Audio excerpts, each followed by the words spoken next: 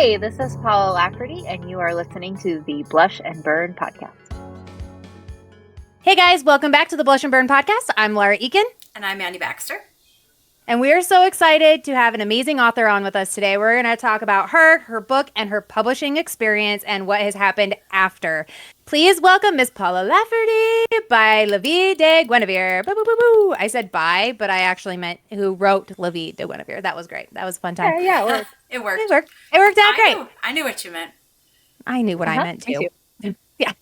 So welcome on. We're super excited to have you. Annie and I have both finished the book within the last week, and it was a fun journey, but we want to get to know you a little bit more before we jump into this. So tell us a little bit about you.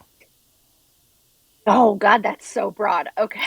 Well, maybe maybe we could start with basics. Like, maybe if you don't want to, maybe like, where are you from? Where do you? Oh yeah. Yeah, I can totally do that.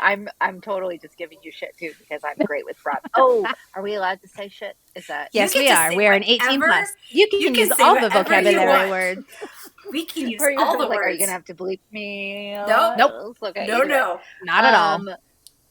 So I live in the Kansas City area, and we are currently, there's a blizzard outside, right? Well, the blizzard is done, but the snow is still here. There's like 11 inches of snow outside right now. Oh, I saw Kansas on your shirt. Is your shirt? Yeah, oh yeah. Yeah. City. That's cool. City vibes. Yeah. I love it. That's awesome. So, yes. Yeah, I just live actually a couple miles down the road from where Travis Kelce lives and where Taylor Swift frequents. So, we dress differently if Taylor might be in town. Like walking the dog looks different when Taylor might be in town. So a little bit more I love that. going on. That makes a lot of sense. Yeah, we go to the same Trader Joe's. I mean, it's a big deal. Anyway, that's not what we're talking about right now. So let's see here. I really enjoy thrift store shopping. Yes, we are there with you. We are huge thrifters. It's like our favorite pastime. Laura got us these shirts that say, "I love a good thrift store and an $8 iced coffee." You go to the thrift store so that the budget allows for whatever coffee drink you desire. Exactly. Yep. Also, I don't know. I just think that there is something that is so much more. For clothing especially, I really enjoy the thrift store because I go to a clothing store and I get overwhelmed by the number of choices. But a thrift store, if you see something you love and it's not your size, it's like, oh, not for me. And you get to move right on and you don't have to think about whether or not you should. Anyway, I really enjoy that. Let's see here. So thrift store shopping. I have a really cute dog. He's a Labradoodle, and I'm obsessed with him. We go on a lot of walks. So your camera roll is full of dogs, dog pics. Oh yeah, And the how Instagram has the thing where you click on the when you click on the little search thingy, and it shows you, it auto populates. Mine is basically all doodles. That's awesome. Just all the doodle pictures. You're a doodle mom. I see it. Oh, I love it. I love it. We got this dog like a year ago, and I have become a person I don't recognize, but I'm okay with it because he's great. He's like my Muppet boy. Yeah. Anyway, let's see what else is there to tell. You like martinis? It looks amazing. Mm-hmm. I do like a little dirty martini with some olives in it.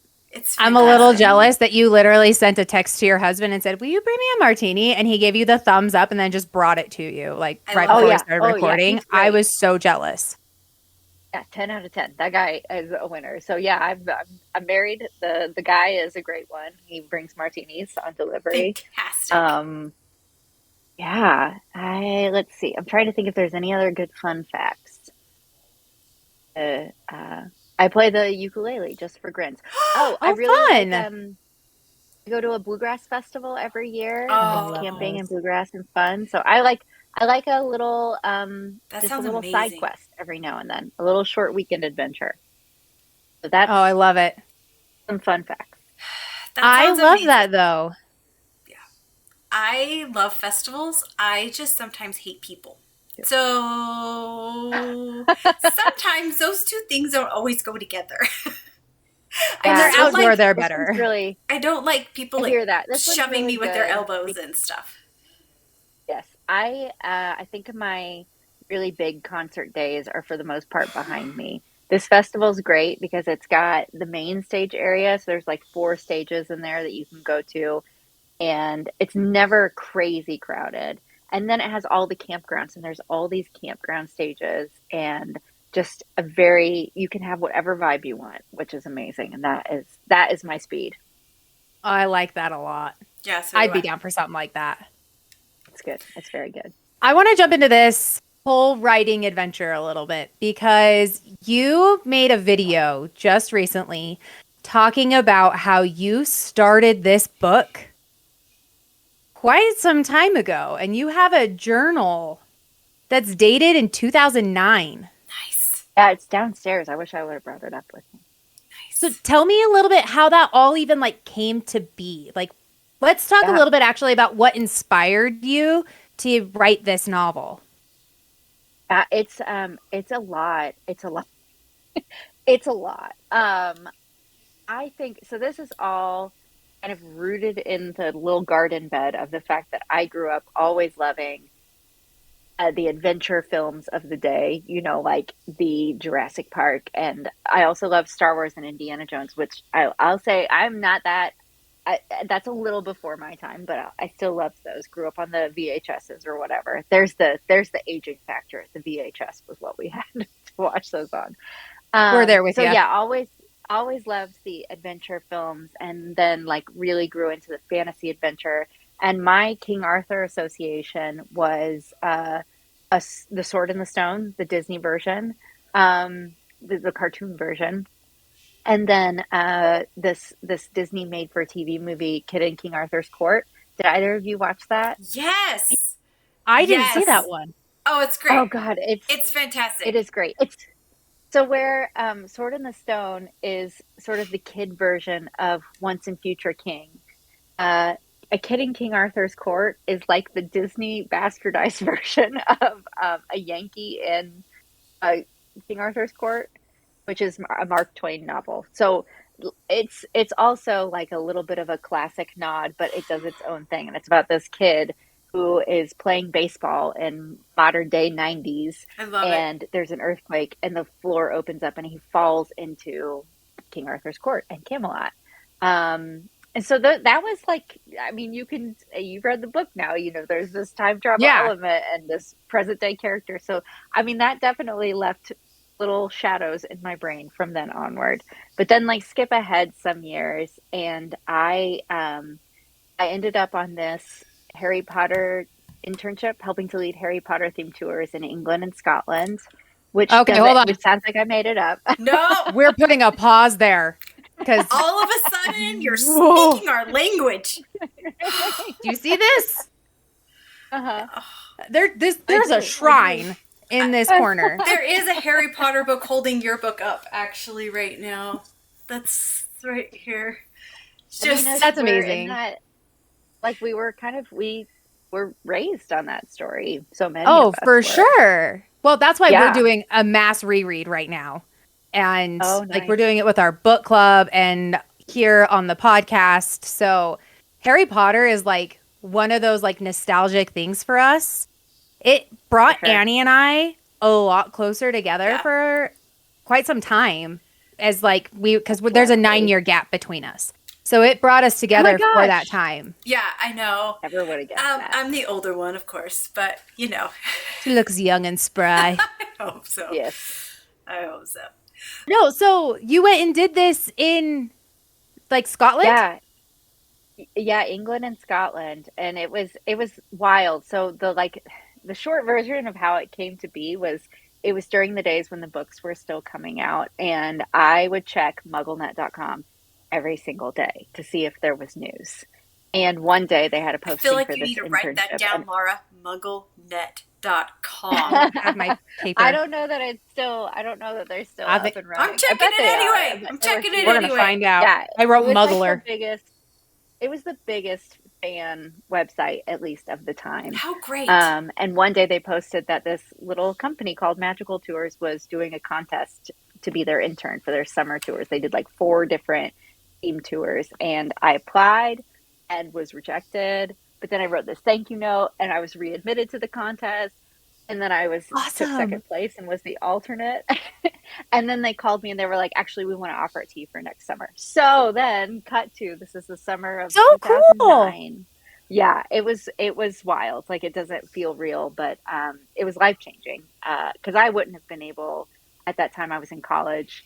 It wasn't in the cards for my family to be doing any international travel.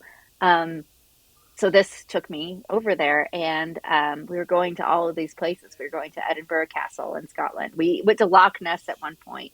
We were going to all these places in England, filming Oh locations, my and gosh. Sounds How amazing. amazing Stonehenge, is and that? it was incredible. There was this one town that we were going to called Glastonbury, which I didn't know anything about. And I was asking Larry, the guy who runs it, I was like, so what is the deal with Glastonbury? But did they film things there? He was like, no, it's just this kooky little town, and it's got this hill in the middle of it called the Tor, and it has a little tower on top of it. And I was like, cool, all right, let's go see the hill, man. That sounds great. But as soon as we got close enough to town, I was navigating via maps, and we got close enough to town to see that hill. I was like, oh, I have to get to the top of it. It was like a magnetic pull. And from the instant we entered the town proper until when we left, I was like, there's just something deeply magical here. Well, then I learned as we're spending time there that yes, but like I'm not the only one who said this feels really magical. There's something crazy here. A lot of people have said that for hundreds of years. There's some energetic something happening. So it's very neat because it's both a pagan holy site and a Christian holy So cool. site. It like really embraces the sacred divine feminine and the sacred divine masculine. Like it's good at holding all of these pieces together that throughout history we have been like, nope, can't put those two things together. And it So also cool. is very, very widely known as the Isle of Avalon. And even in the Abbey ruins in town, these big colossal ruins, there's a grave marker for King Arthur and Queen Guinevere. They said that the monks back in the day found the graves of King Arthur and Queen Guinevere, which was really just like probably a tourist ploy to get people to come to town. Doesn't matter. But It that grave works. Doesn't marker, matter. It's okay. yeah, yeah, that grave marker is still there. And the funny thing is, it's like that they found these bodies on, I can't remember what years, I think it was in the 1400s, but on April 19th, which is my birthday. And anyway, so all of Oh. these magical things were piling on top of each other. And I had some free time, and I was sitting in the ruins of the Abbey. And this idea for a girl who grew up in present day and worked at the Georgian Pilgrim, the hotel we were staying at, that she found out that she was Queen Guinevere just like fell in my brain.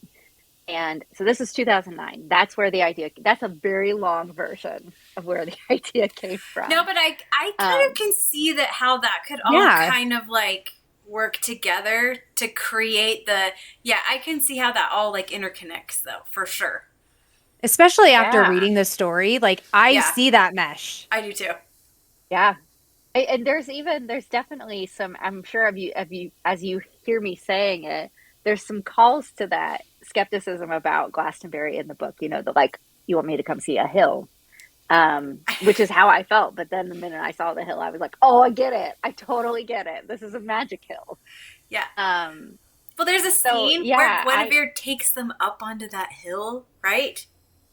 And they oh like yeah. overlook everything, and it's just a cool scene. Okay. Oh, it's Okay, so so this is cool. a sidebar, a little tangent for us. So this was in 2009, and then while I was writing the book, so I'll tell the fast version. Like in 2009, I wrote a little bit and then I gave up on it. I stopped believing the story was any good. I stopped believing I was capable of telling the story, Yeah. and I put it away. And every now and then, like every couple of years, it would kind of spring back in my mind and I'd say like, I don't want to leave that behind. And then finally it gets around to 2022 when I hadn't been writing anything non-work related for ages. And this just like lightning instinct hit that I couldn't go another day without writing. And so I started writing the book and was about halfway, maybe a little over halfway done when I took my husband and my mom and our daughter. We went to England and I took them to Glastonbury and I showed them everything. And I was just getting ready to write that scene, like it was all plotted. And my husband and I got up. It was the morning after our fifth anniversary. And we ran together to the top of the tour and watched the sunrise, which, is in the book, which was just so, we sat exactly where Guinevere and Arthur sit in the book. You can feel That's it adorable. when you read the scene. Oh, I love it. I'm so obsessed. Yeah, because she went there twice, right? She went there once by herself, and then she goes there again, and she takes him with her. And I thought that was really cool. I did that too. Oh my God. In 2009, Yeah. I was Yeah. with it. Okay, anyway. Yes. We see the lines. I get it. We're having realizations. I get it. Yeah, the moment in late March of 2022 when I started writing, and I'd given up on everything I'd ever written before, but not this. And it was different. And I didn't stop. And I'm so glad. I'm so glad. I mean, So, I don't think you should since you stop were it when it there- flows. Oh, yeah, no, listen. As someone who is an aspiring author, I have thrown out so many stories because I'm like, nope, I don't believe in this anymore. There was a time and a place for it, and then it's like, nope. I have a world that I've been building that I feel like there's going to be things happening in this world, but I haven't been able to bring anything full circle yet, but I have time. I'm not super worried about it right now. But like you definitely have those moments of like, I couldn't even think about writing another word in this document. And then all of a sudden it's like, I'm just pantsing my way through it. So were you a pantser in 2009? And then as you came in, did you become a plotter or did you pants all the way through this story? I've always been I daydream stories before I write them down. I like to watch them like a movie in my head before That's cool. I'm writing. Oh, excuse me, before I'm writing it down. And so with this one, I don't know. I didn't have everything figured out. Oh, bless you. I didn't have everything. Sorry. I didn't have everything figured out when I started writing chapter 1, but I did have a lot of things figured out. And I don't know, the thing that I would just like to go back for a second. The thing you said about just feeling like you can't write a word and not that it's wild to realize, but all writers have that. I maybe except for with some rare exceptions. I don't know. Maybe Stephen King is an exception with how I feel like he's kind of the exception to all things to normal writers. Okay, another side note. I heard how he writes, by the way, from one of my girlfriends. She was telling me, because her husband's an author, and she was telling me that Stephen King writes 6 pages a day. And before you know it, you have a book. And that's what he told. He does it first thing. Yeah. He doesn't matter where he is. He could pull out whatever it is he's going to pull out. He writes 6 pages a day, and then he's done. And he said, he is a pantser. Yeah, but he just said, before you know it, you have a book. So you just start. And I really think that the more I've gotten into this, finished a book, started writing the next book, the more it rings true that it just is like everybody feels this way. Everybody feels like they can't get words on the page. We are not alone. It's just the sitting and the hard and the keeping going when it feels really hard. That is where the magic happens, which doesn't feel like that should be magic, but it actually is.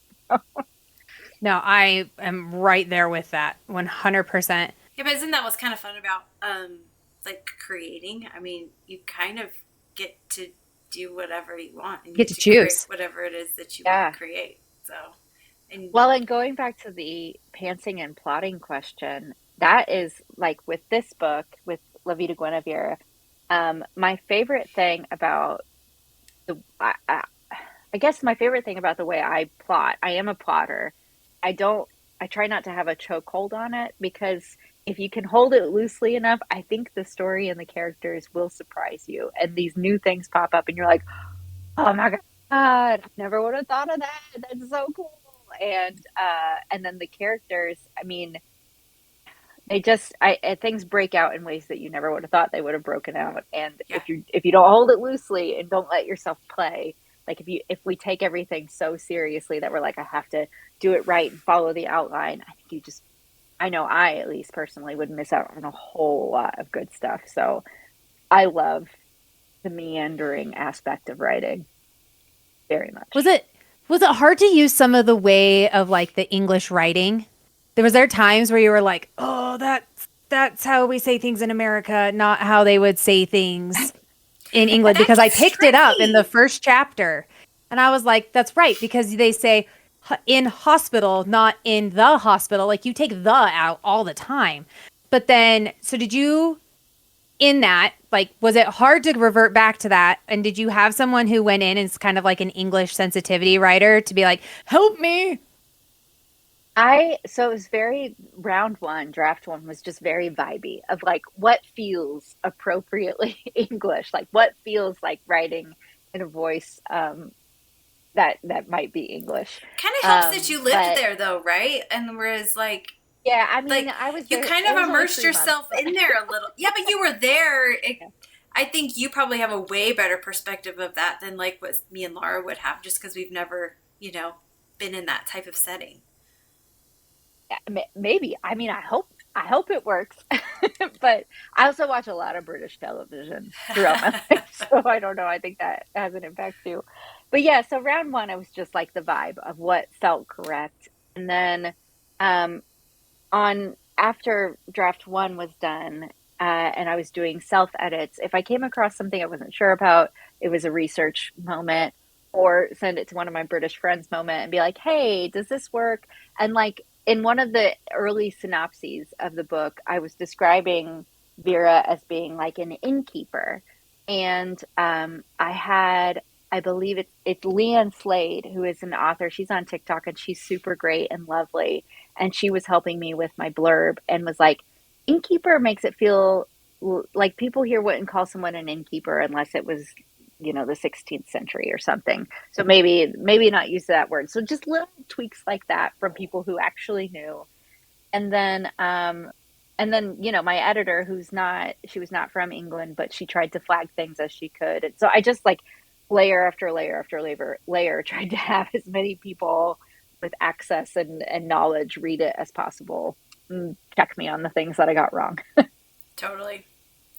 No, I I love think it. we should note that I think maybe starting from here on, maybe we should do a spoiler alert because Yes. Oh, I did a little spoiler no, I earlier. think we're gonna do spoilers in this because I think you have to in order for us to like have a real conversation about the book because we kind of want to talk about a couple of things that we really loved and kind of like break them down a little bit with you. So I think that from Okay, here let's on do it. out, if you haven't read it, you should at least know that Now's your time to pause now's your and time come to back. pause, read the book, and come back because we're gonna Yeah. start maybe Oh, talking yeah. like some spoilers, right, Laura? Yeah. So I'm actually going to jump into some of the specifics here because I enjoyed so many different things. And I asked you about the English writing, which I think is Yeah. super important. Uh, in the very beginning, though, you find out that Merlin has taken her essence and turned her back into an infant. So, in this process, what brought that back? Like, what brought on Yeah. the idea of bringing her into infancy into the future? That, interestingly, was one of the aspects of the story that was there in 2009. Like this was wild. When I found that notebook from 2009, I was like, I don't know, 100 pages into writing the book and found it in a tub that my mom dropped off where she was like, come get your shit from my house. Oh, And there it that's the was. best. I Um, feel like that's something our mom would another say too. Yeah. Right.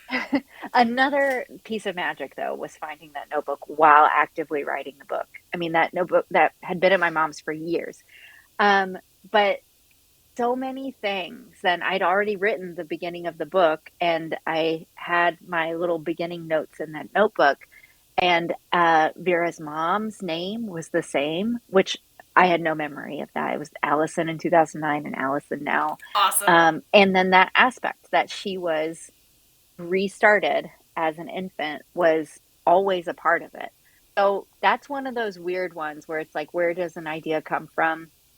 I genuinely have no idea. That's just how the story is and always has been, and how it dropped like a little wonderful magical miracle in my brain.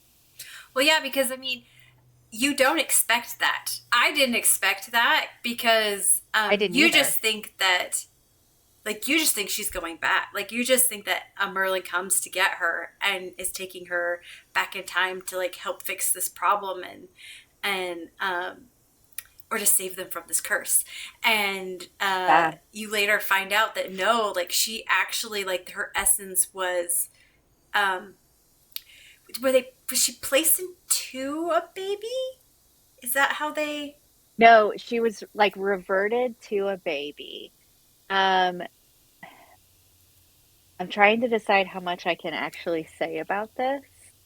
Oh, When because we there's get to what is more. when Okay. we get to the part, we'll talk about how Okay. the other part that came to that in the end when she has her conversation with Arthur. We'll get to that point. Yeah. I want to talk about Yeah. the beginning of the book first. Okay. We're jumping. Yeah, I, We I jump. guess here's what I can say.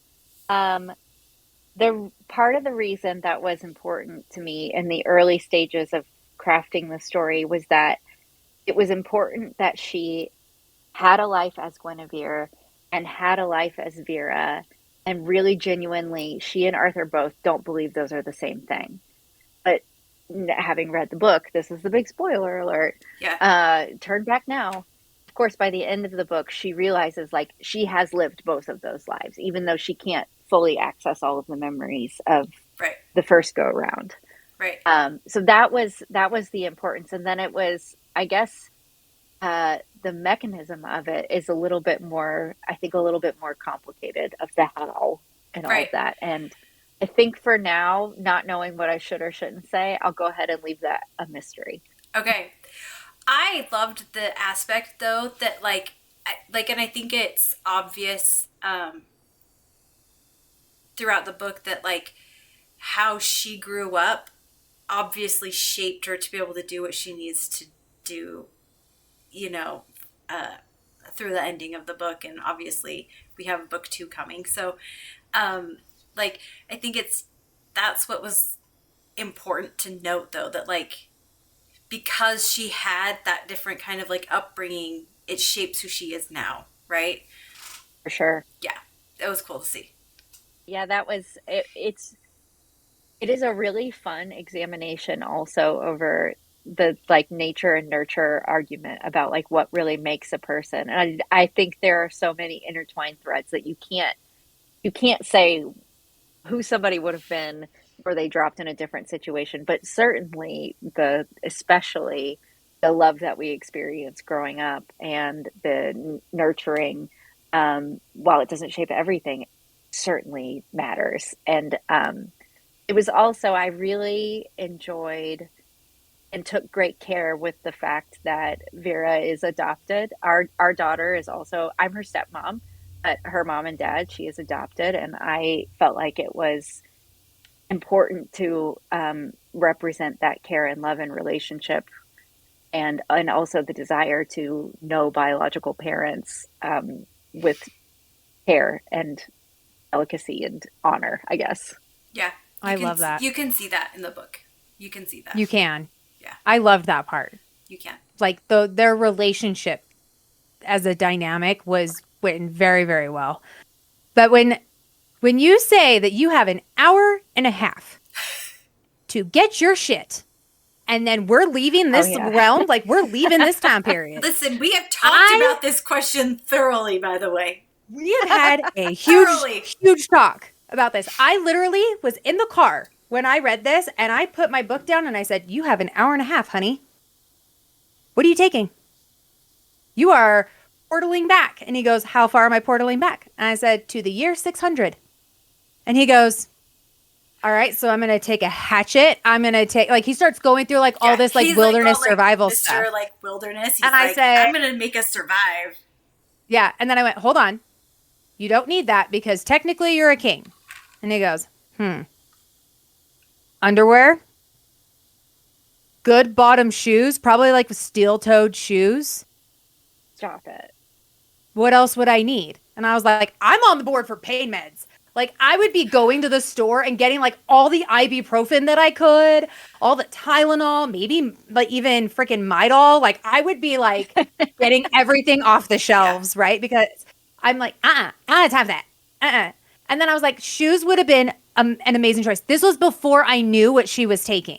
So we had this whole conversation beforehand. So I was like, yeah, shoes I think would be really good because they probably just had like the leather slide on like deals. Like they didn't really have like great shoes.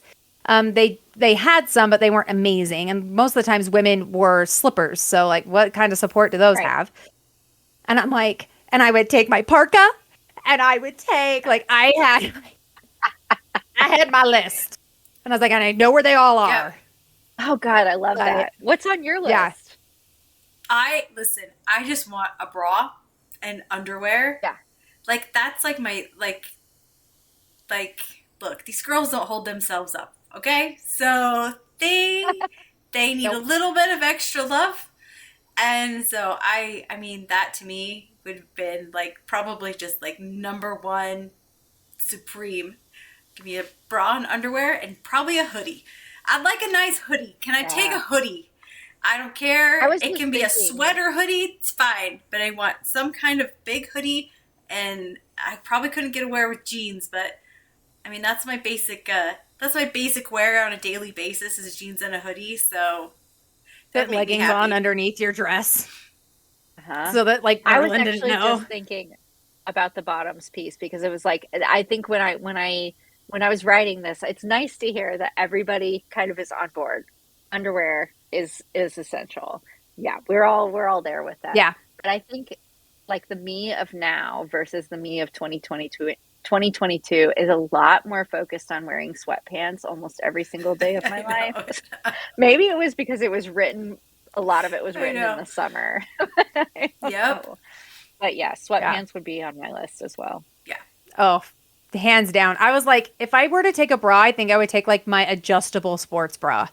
Just because it's like, I don't know what the food there is going to do to me because I'm literally going to go from like all the processed crap that we have here to nothing processed. And then really hoping that you are living in a good time where there's no famine. So just like fingers crossed that you're not just going to like lose all your weight. So I'd be like an adjustable sports bra to like hike them up where they need to be. Yep. Underwear. I think I would miss my music though.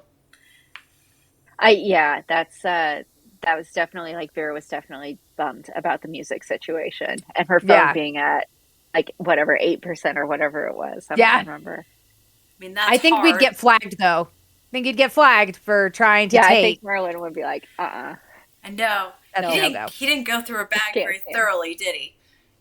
He didn't go through her stuff. He didn't give her. He asked. That's a good point. He asked, but he didn't do a check. She could have totally tucked something else in there. I know. She totally could have. Most likely. I mean, I probably would try to sneak something, but like, I don't even know what I would try to sneak. Yeah. I think. How many bags can I take of books? I think if Vera could go back to the future and do it again, she would bring tea because they don't have tea yet in the 7th century, and probably some chocolate as well because they don't have that in the 7th century. But that's one of those things that like, I don't know. I don't think you would necessarily be thinking about in that moment. No. I like that she asked if the water was drinkable. Because you would think that. Yeah, it seems logical. That was a fun. I mean, that was like something that honestly came up in the writing. That was one of those moments. She's in the room, and I knew he was going to come back in the room. Like that was plotted of what was going to happen. But I was like, she's got to be thirsty because she mentioned earlier that she was thirsty. And here's this sink. Well, is the water drinkable? And so I'm asking myself these questions. I'm like, well, I guess she needs to ask. Yeah. There we go. But that moment is a funny one because people are like, well, there are faucets and that's like that doesn't fit with the time period. But interestingly, it kind of does because the Roman Empire's presence in England, they had a lot of aqueduct systems readily built. They did a lot with indoor plumbing. So having indoor plumbing is not actually the most magically enhanced thing that you could add to a castle. I don't just a little I love all the little historical Yeah. what fits and what doesn't actually fit. I do remember this because of other like research things I have done as well. But I was because like I get irritated in a book where I'm like, that doesn't make logical sense. Where's the Yeah. logic? And where's the bathroom? Why are you saying you have hot water? How is there hot water? What is happening? Like, It's magical. So, like Mars. these There's stories funny that aren't magical. there. The funny story with that too is I went on a serious rabbit hole about what the bathrooms in the castle would be like, about what the privy situation in the castle would be like. Is it bedpans? Is there a chamber? I'm like, okay, yes, there is a chamber. Here's what it looks like. I have a Pinterest board on what the Oh bathrooms would be no. like Oh because I felt no. like this was really important. So I stopped writing after Vera gets to the castle because I'm like, I got to explain how she goes to the bathroom. And then I woke up like 2 days later and I was like, it is irrelevant. I don't actually need to talk about where she went to the bathroom. We don't. But This is not necessary to the but now story. you But have a I know, Pinterest board all about it. Now you have a Pinterest board. I know where the bathroom is. Vera knows where the bathroom is. She knows It's what fine. that situation is. It's Yeah, fine. I Yeah, know I my feel way. like if it was a gross situation, then it's pertinent, right? Like, and if you're like, Yeah. I have to do that from going from like Right. modern day plumbing to that, I feel like that would be a little bit more of like that moment of like, wait a second, because Look at just there were say some gross things better. they did. Yeah, this their situation is better than like a rustic camping ground. Also owing a little bit to the presence of magic, but mostly just the way it would have been was not too terrible. Totally. Good. There we I go. love that. I kind of want to I talk love about that. a little bit about the The relationship. bathrooms, No, totally. no, no. We'll shift. Let's shift. We'll shift. Done with bathrooms. We'll shift a Okay. little bit.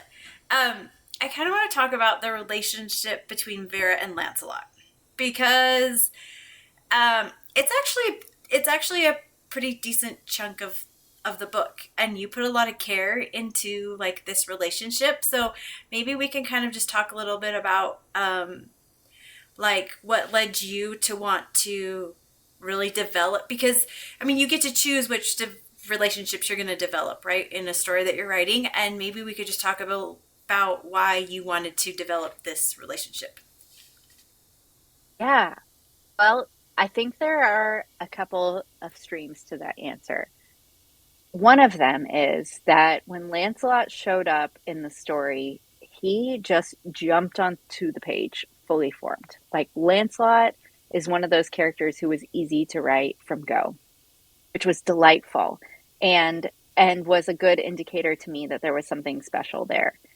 I also knew from Go that their relationship, I wasn't sure what it was going to be before I really got into the story, but I knew it wasn't going to be romantic. And they, in that in that first scene, just like really hit it off in a way that felt easy to write and lovely.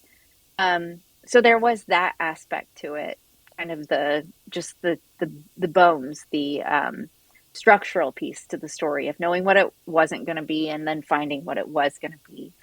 And then for me personally, I love I love romantic love. I love writing it. I love romance stories. I love watching it in movies. Just adore it.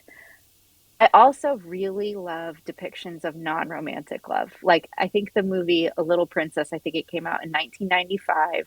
The beautiful relationship between the main character Sarah and her dad is such a beautiful love story, like a familial, non-romantic love story.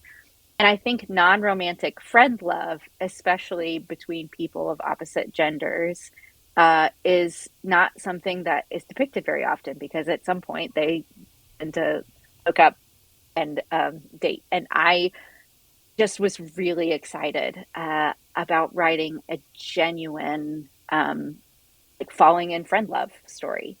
and and I get a lot of joy from reading their story or like thinking about their story. And so I just decided that, I mean, looking at my own life, my relationship with my husband is so vitally important. I mean, the man brings me martinis at the drop of a dime. Yeah, Um, totally. but also, my dear friends, like this book wouldn't have happened without Mike, my husband. This book also wouldn't have happened without some of my very best friends who were so encouraging and so supportive and so present. And just the importance of dear friends who show up in the realest of ways. I was excited to depict that on the page. I kind of like meandered around that point, but yeah, that's a lot of why I decided that I was think you did a great relationship would job be of so it though. Like important. you really could see Thanks. like the friendship grow, and you watched their relationship build, and it became, I liked it because I thought, oh, maybe they're going to kind of have like more of this like brother sister relationship, and they don't. They really just have like a best Hmm. friend relationship who just are there for each other and are willing to fight for each other. And I think that came Yeah, through. like well, thanks. I'm so glad. They love each other in a really big way. But it's just not sexual. Yeah, yeah, which I Yeah, I loved. I loved that part. yeah. At I did. first, It's I totally interesting thought it was because going to be a love triangle. I'm not going I to know. I'm lie. I like, was are we like, we're love getting into a love triangle this? triangle? I know. Are we going to do a what is love triangle? happening? Yeah, That's happening. yeah. I know. There's a little bait and switch there on the love triangle, which I would that was definitely intentional because I think I don't know. I think that relationship, especially, I don't. I'm trying to think of how to phrase what I'm trying to say. Um, but yeah, like I mentioned earlier, you just don't often see relationships that develop with deep, deep love between a gal and a guy where it doesn't turn into something else. And I just think it's so beautiful to not have a sexual relationship there. So I don't know. I really enjoy it. Well, it I thought it was left great. room for her to have a great romantic relationship with someone else. And for Lancelot to have a relationship with someone else, Indeed. I it's liked, just I Indeed. loved this aspect cake of eaten it. olive. I Um, did too. I I love this aspect of the love that Lancelot did find, and I thought their dynamic. His name is eluding me. I can see it. It I starts know with a it. G. What is it? I know it. It's eluding me. Gawain. Oh, Gawain. crap. Good job, Laura. Good job. I can Yeah, see it. it's a lot of names. It's okay. I have a photogenic memory. So like when I see it, I have to think of it like written on the page. I have to see it written on the page. I totally get that. Yeah. Especially Quain. if I read a book and I don't listen to the audiobook, sometimes I'm like, it's the G guy. Yes. Yeah, Yeah, that yeah, one. yeah, yeah, yeah. Yep. Hmm. So building on that though, which secondary character that you wrote did you find like the most intriguing or the most fun to write? Yeah. Oh gosh. And that is a really hard.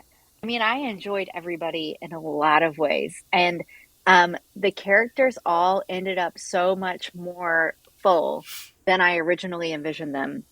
But I think the character that expanded the most is Gawain.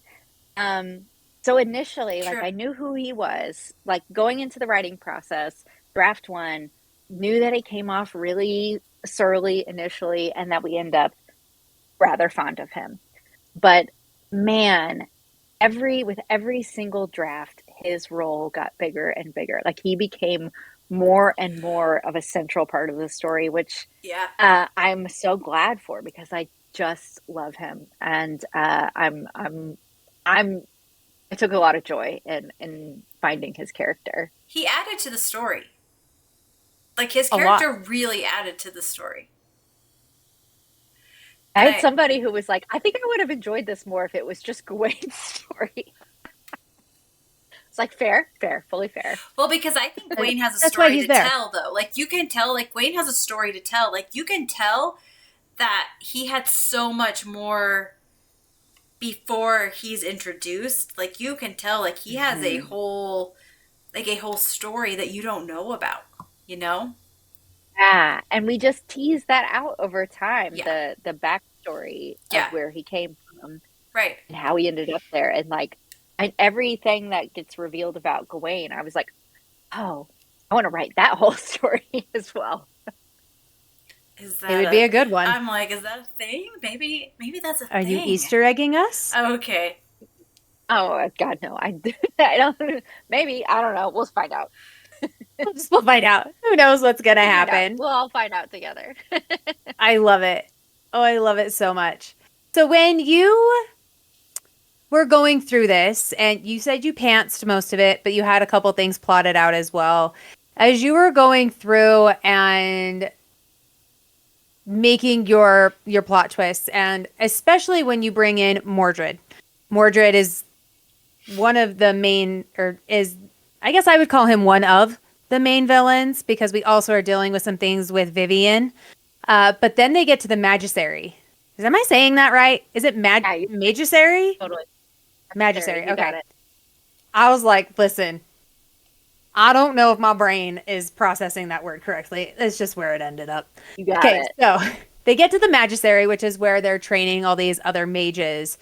And you're going through this process with the main council. You got Gawain, you've got Merlin. Arthur's like, nope, I'm staying in here because Gawain says you need to stay. Did that unfold the first time you wrote it the way you wanted it? Or did that take a couple of steps? Yeah, so I feel like I have to amend just a little because I may have said it wrong earlier. They're both P words, so it's easy for me to say the wrong one. I do mainly plot and then I leave room for pantsing. So I did have, by the time, I would say by the time we got to about the 50% of the book, I knew what needed to be written. I knew what there was. I knew we were going to the Magissary. Um, and that I was, when we got to that scene, um, I was trying to finish draft one by the end of the year. So it was like, I want to say it was like January 28th or 29th when I was writing that scene. So it was just kind of like go, go, go. Um, and so interestingly, the scenes, that end cap part that I wrote really quickly, not much of it actually changed. And so I think this is something for writers to take as well, is that there is a lot to be said for just letting go of all of the preconceived notions about I have like finding exactly the right word and just obsessing over everything and sometimes just letting it happen and doing it. That's it just comes out as is. So a lot of, I mean, most of that, I'm trying to think now. I think there were refined elements that as I further shaped the novel, things got added and subtracted and sort of sculpted a little bit more finely. But overall, yeah, that scene was that scene from draft one on. So going back a little bit, because we did talk a little bit about the essence. I want to hit Oh, yeah, this. yeah. Was that always the plan? For Okay. Vera to have been split, and this is the big spoiler, that she had Yeah, we're the originally big been one. split into three. I want you to know I read that part first. And I called Laura and I said, I When just you read get here, something. You're not going to believe it. Call me when you read this. I gave her the page number and she goes, Amazing. oh my gosh. what just happened? What just happened? She's been like made like 3 times. I'm like, I know. So, we talked about this element because we thought it was a great addition to the story. So, how Oh, did you I'm come so up glad. with that? Okay, so that one, that was not in the original story outline. Uh, and I, so much of what was in the original story outline is in the final draft. But I knew even early on that there was something that was missing, that I knew that Arthur was keeping his distance and strong arming her to be like, mm-mm, stay away, and being unkind for a really good reason, and Right. that I hadn't found it yet. And I don't remember most of the time when those big aha moments drop in my brain. I can like remember what I was doing and or where I was. Um, but I don't remember with this one. It was something like just like the premise of the book. It felt like it fell out of the air and into my brain like magic, which those are the things that feel like they are essential to the story. The story wouldn't have existed without them.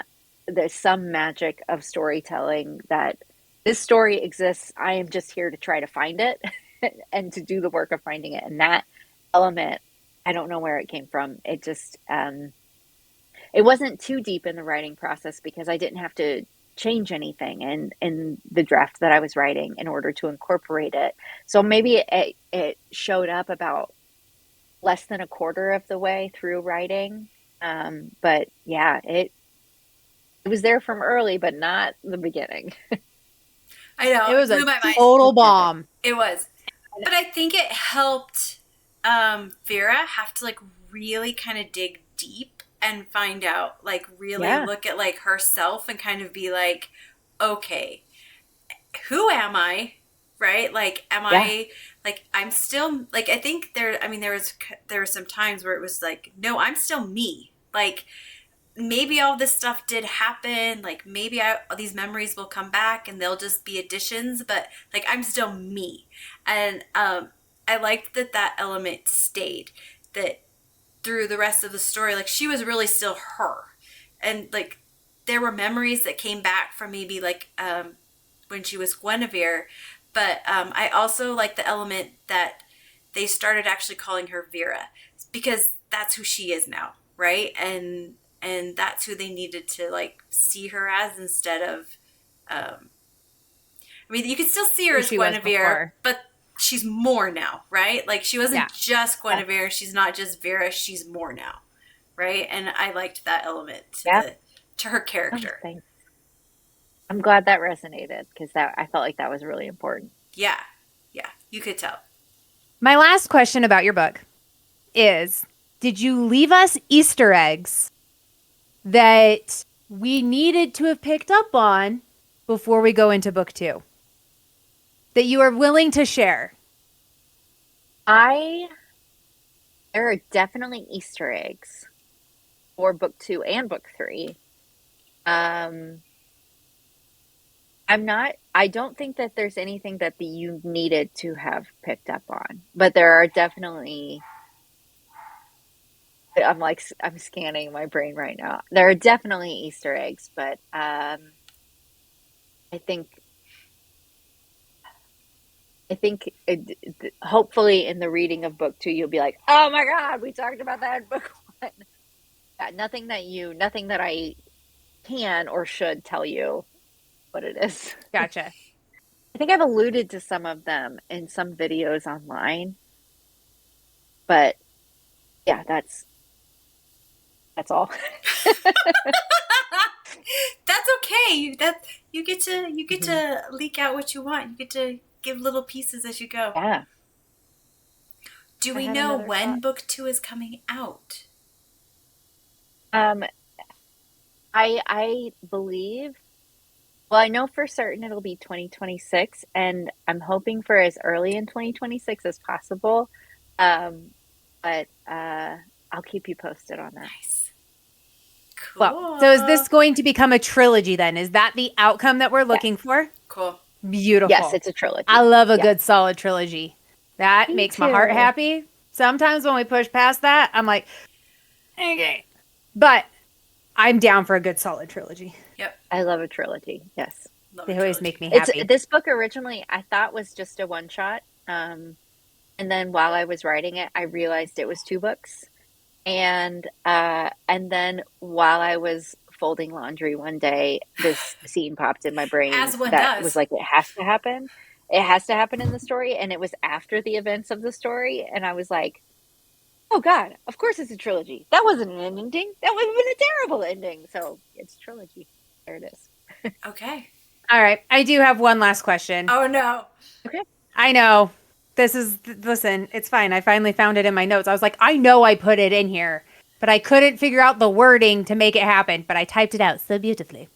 What is it? So, Good. my last question is, from the first conception of your characters all the way to the end, which of your characters changed the most and in what ways? That's a good question.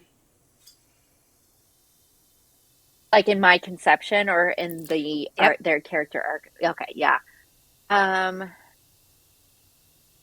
I'm gonna have to say Gawain again, Yeah. just in how incredibly much he expanded.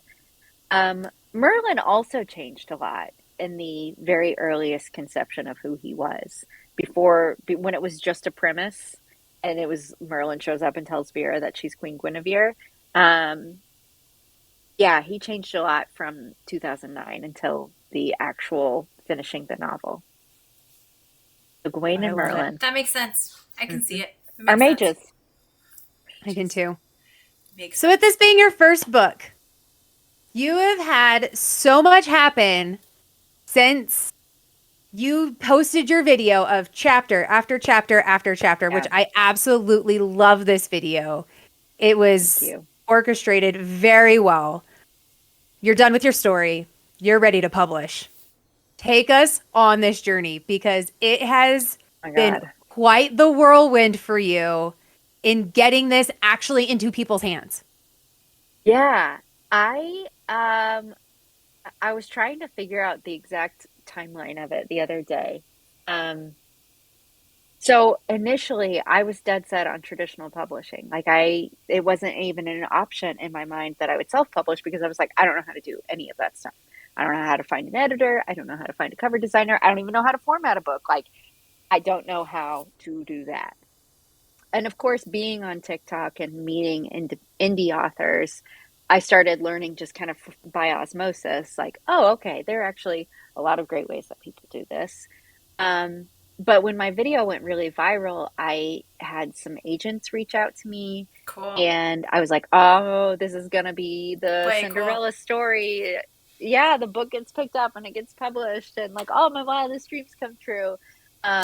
And this one agent seemed so perfect, and I sent her the book, and I knew at the time in my heart of hearts, but I just like wasn't being honest with myself that the book was not ready.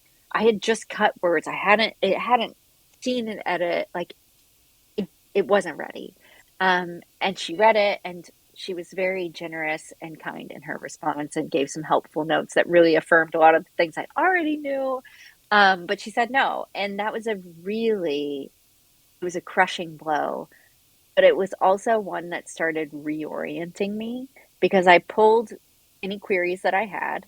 Um, and I was like, okay, I need to finish this developmental edit that I've started doing, and then when the story is actually ready, then I'll send it back out and requery.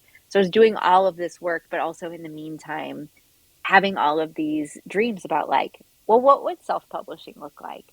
Like, how could I actually make it really fun? And how could I wow, there are these people who do these. I don't have any of them around me at the time. These special edition books with these like faux leather covers and Yeah. beautiful foiling and gilded page edges. And like, how do people do that? So I'm like very rabbit holey, went down the rabbit hole of finding out that people do Kickstarters to do these things. And like, oh my gosh, I could do a Kickstarter to fund the publication process and give a really cool prize of these deluxe editions for people who support me at a higher level. And I started actually getting excited about all of these different ways that I could kind of do things. And at this point, because of the viral video, I now had people following along and interested in the book. I had an audience. Um, so by the time the book was actually ready to resubmit for queries, I submitted to an agent I was really excited about. And I woke up in the morning and I was like, I don't want to do, that's not what I want. And so I pulled the queries and decided to self-publish. Um, and I did just that with the Kickstarter. I worked with a company called Merrick Books, who specializes in running Kickstarters for authors who are doing deluxe editions of books. They know how to like do all of the packaging and mailing and helping with the pricing and all of the stuff that I was like, my brain can't handle that. Um, and I got this Kickstarter ready and launched it in, let's see, it would have been in February. of 2023, and it funded in 90 minutes. The funding base level was $10,000. It funded in 90 minutes. Wow. And by the end of the Kickstarter, which was 21 days, it had raised $65,000.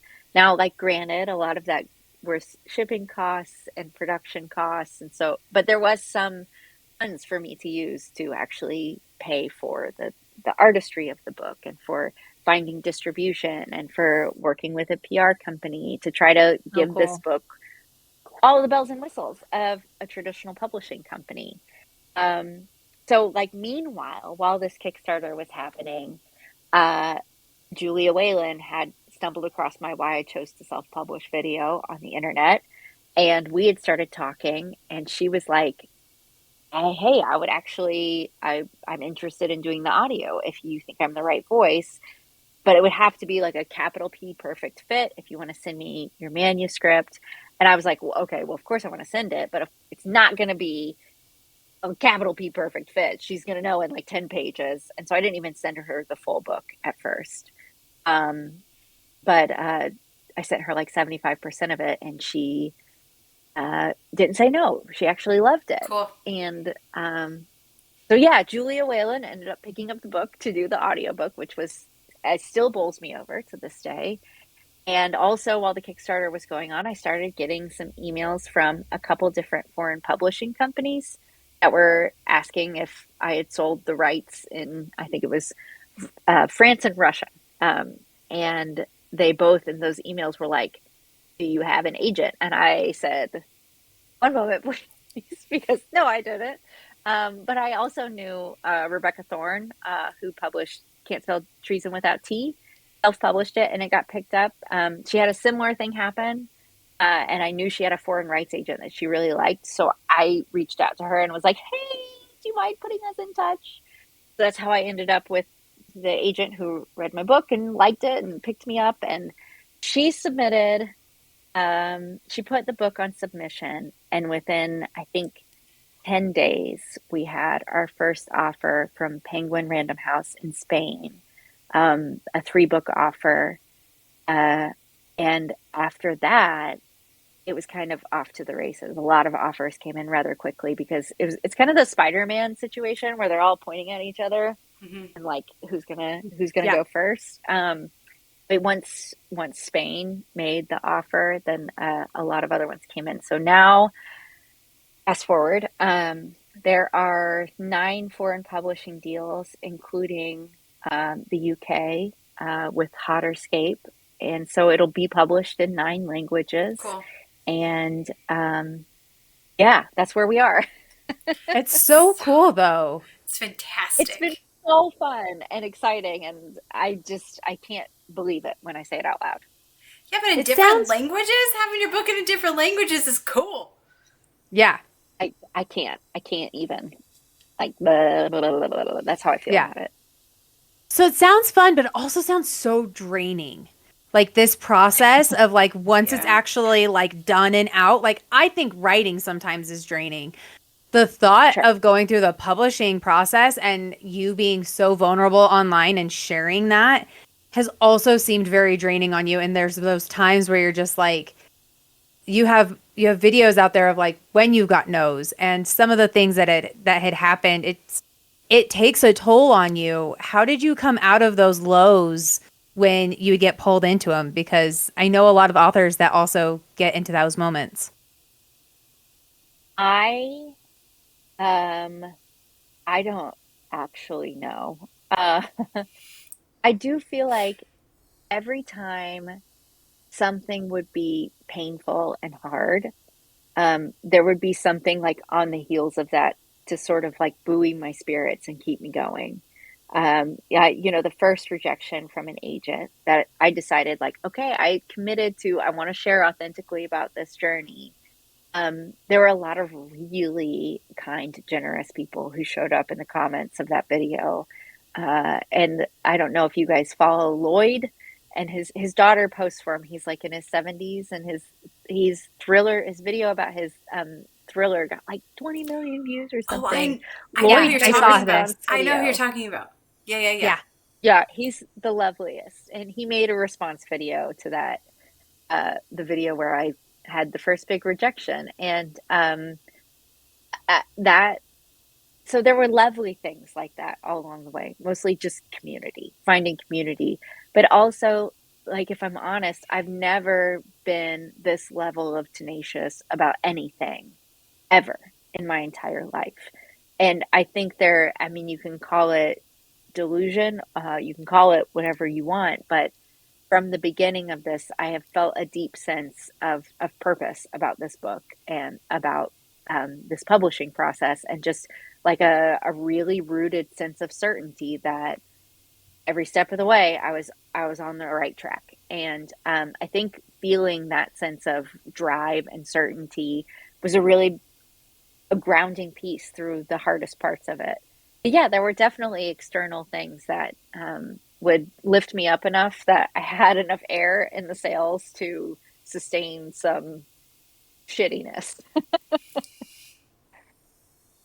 Yeah, That's always a win. It's because a great. there were bumps. Like, it almost felt structured, and where the bumps happened. Like, if long enough happened that it was smooth sailing, it was like the shoe was gonna drop. I just know, which is a little bit fatalistic, but wasn't entirely untrue either, between printing errors and then delays with like cover issues and delays in the Kickstarter orders being mailed. It just, like, shit just popped up, and it was unavoidable, and it wasn't necessarily anything I'd done wrong.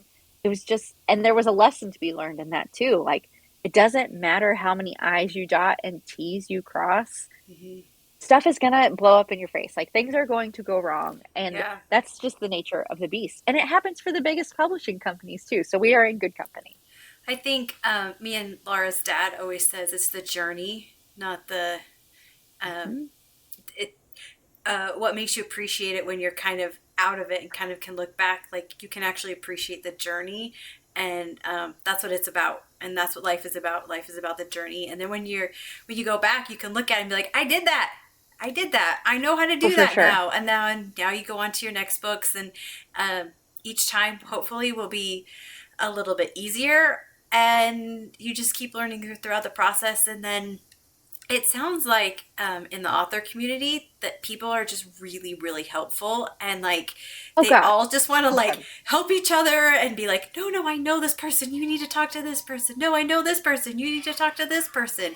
And so I just think watching the community of authors since we've been kind of participating in book talk has been really cool to see, and it's a cool community. It's really special. Yeah, And of course, anytime you get enough people in one space, there's going to be bad actors. That's just part of, totally. that's a numbers game. That's a statistical truth.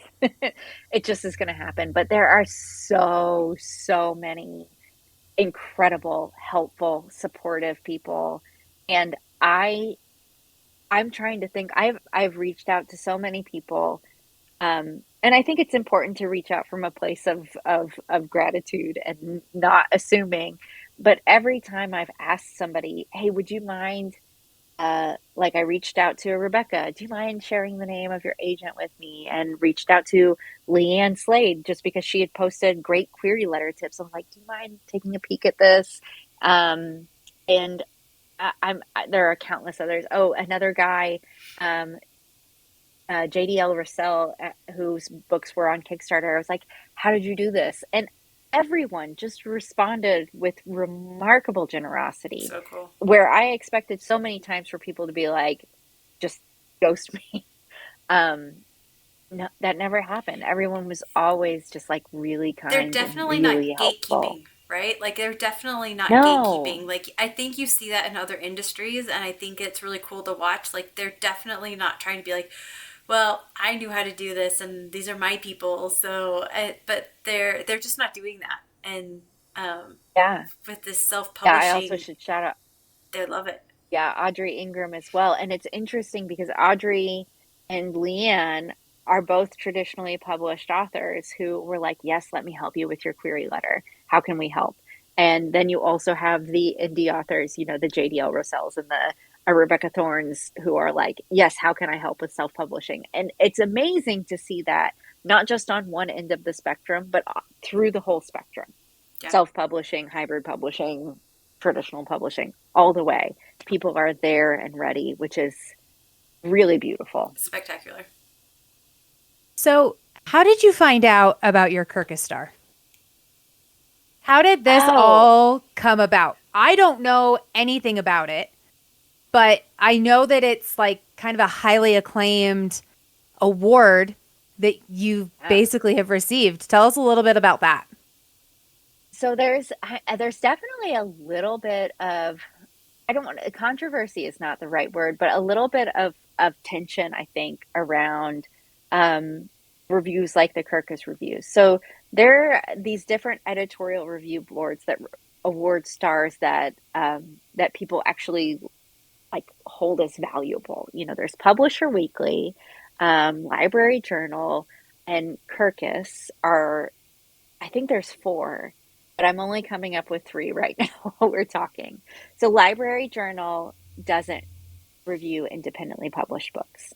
Publisher Weekly, in theory, will, but you really have to submit like almost a year in advance, and even then, there's no guarantee that they'll actually review it. Kirkus for self-publishing, you can submit, but you have to pay a fee in order to ensure that you get a review.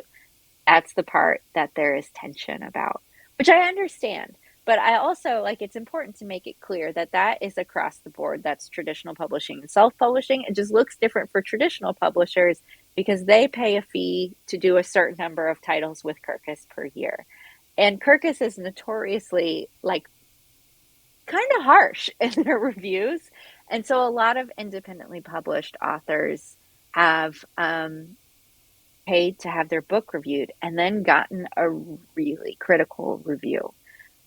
So I submitted for the paid review because I was consulting with a PR firm, and they were like, this is something that could be really valuable, especially as you're seeking library placement and bookstores, because this is something in the like kind of in the publishing community. It's not so much that readers see it, but when libraries see a Kirkus recommendation, which is something that is more broadly given than a star, but also a Kirkus star, and they have somebody ask to carry that book, like that really pushes them along in ordering it. And same with independent bookstores. So I went ahead and decided to yeah, it's all very fascinating. Yeah.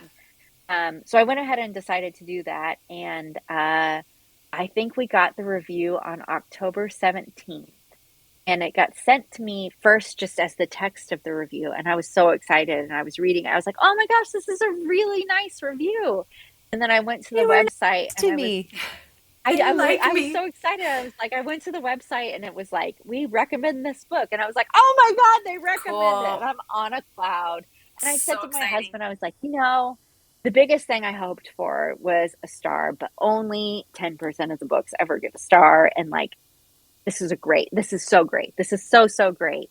And then awesome. I'm sitting there looking at it and I'm like, why is there a star like next to my book?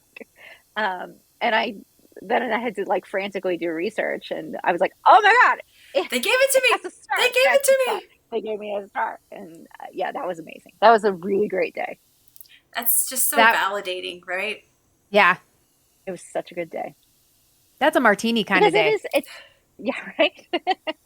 Because it is, I think we went to our favorite place that has wings and beer that night. That's our like celebrate. We went there on the Spain deal day too. But it those things like reviews, of course, it depends on the reviewer you get. Reviews are always so subjective, but totally. I'm just thrilled and honored that whoever that reviewer was who got it saw it and loved it. And I'm just still floating on a cloud about that one.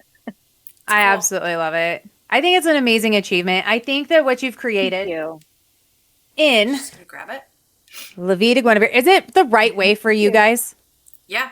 It is for us. Oh, beautiful. Yeah. It's backwards for me. Yeah. Oh, but mine's backwards. But no, it's straight for us. Oh, good. Okay, good.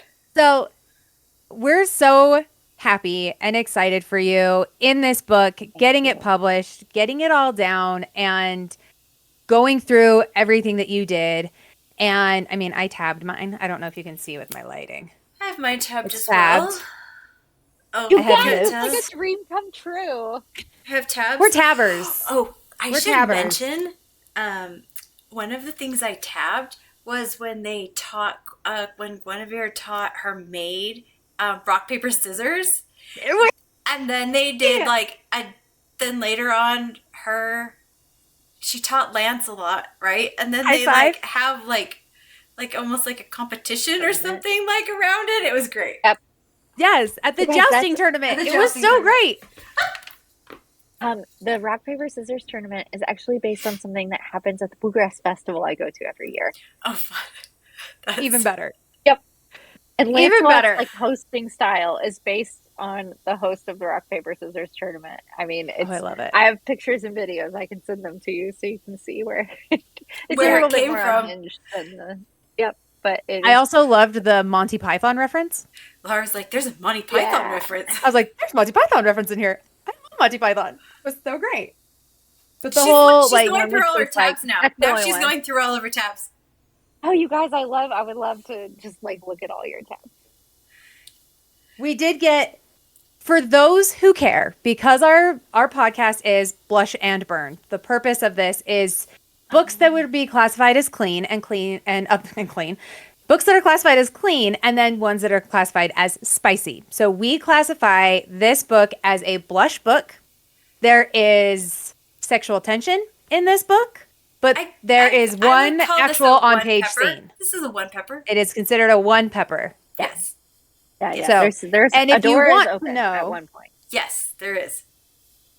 I'll tell you the chapter number. Oh no, please. We do tab that. I make sure because I also have friends that want to know. It does get tabbed. Oh, chapter 46. Okay. Page 492. Nice. Towards the end of the book is when you actually get your on-page bit. But it was so fun. It was good. I tabbed a couple other ones where I was like, oh, there's some sexual tension brewing there. I liked that. I liked this moment. And then I'm like, stop interrupting them. Like there was a couple moments like that where I was like, I know. People go away.